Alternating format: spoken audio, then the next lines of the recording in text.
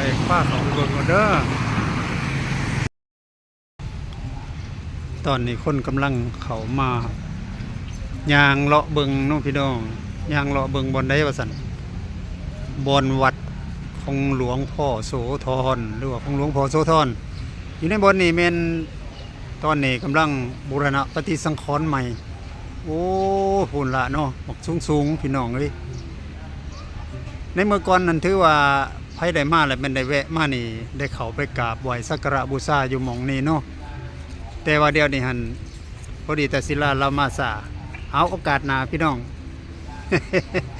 โอกาสหน้าจังว่ากันใหม่เนาะถือว่ามาสุดนี่ก็เห็นกำลัง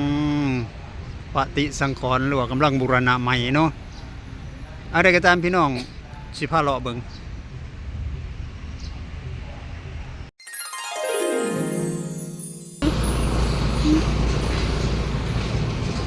สบายดีพี่น้องบ้านนี้มาฮอดแล้วเด้อวัดหลวงพ่อโสธรสิพาเข้าไปเบิ่งพี่น้องเป็นขึ้นใดมีขึ้นใดที่ไปที่มาจะพาเลาะเบิ่งเด้อพี่น้องเอาไปเบิ่งน้ำกันเชิญบัดนี้มาฮอดมาถึงแล้วเด้อพี่น้องเด้อวัดหลวงพ่อโสธรเนาะคณะเอิ้นก็ว่าหลวงพ่อโสธรนี่แหละเนาะจะพาเข้าไปเบิ่งบัดนี้เนาะได้เขาไปเบิ่งน้ำกันเด้อพี่น้องเด้อว่าสิมีหยังแหน่ไปบัดนี้เขาเบิ่งน้ำกันตอนนี้เขามาขอพรเนาะอยู่วัดหลวงพ่อโสธรคนกำลังหลั่งไหลไปมาเขามาพี่น้องเอ้ยหลาย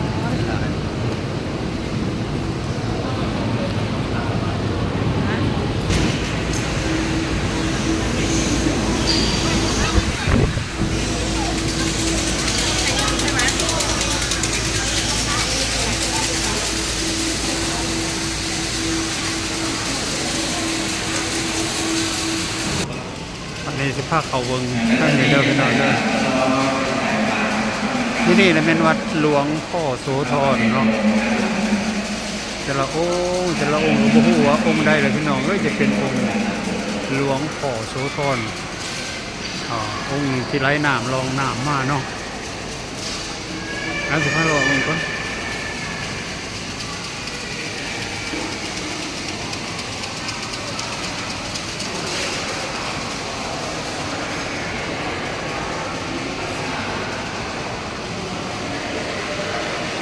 เปิดสู่วันละเอกวันน้องพ่อจะที่จะมาก็100 บาทก็ขออนุโมทนาบารมีพระพุทธเจ้ารักษามีความสุขความเจริญที่ได้กับการสมหวังมาปรารถนาทุกประการ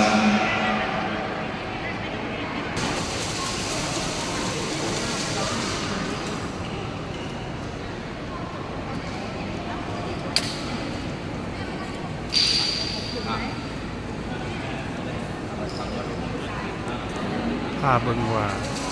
พระพุทธรูปอยู่ในแม่นองค์ใดเป็นองค์หลวงพ่อโสธรเนาะพาเบิ่งก็เด้อพี่น้องเด้อ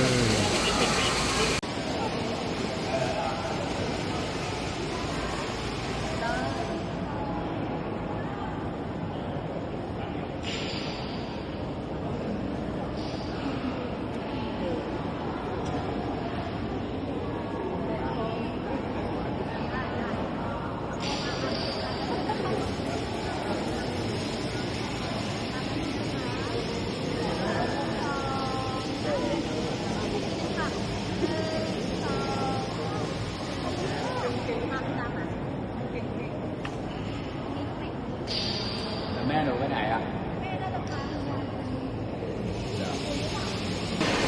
ถ้าเบิ่งแต่ละองค์พี่น้อง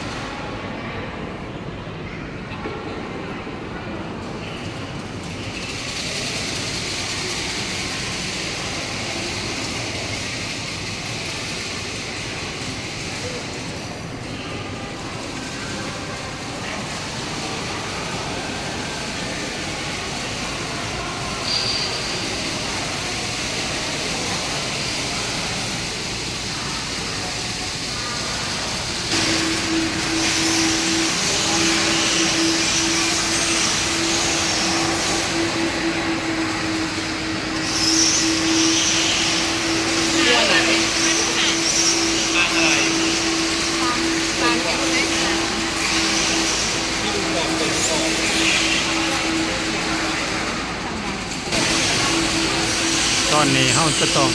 เลาะไปซะก่อนเนาะเลาะเบิ่งซะก่อนพี่น้องเพราะว่า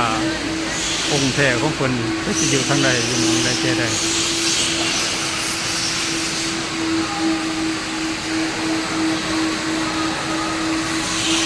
เอามาเบิ่งว่าคนร้ายเป็นไรเนาะ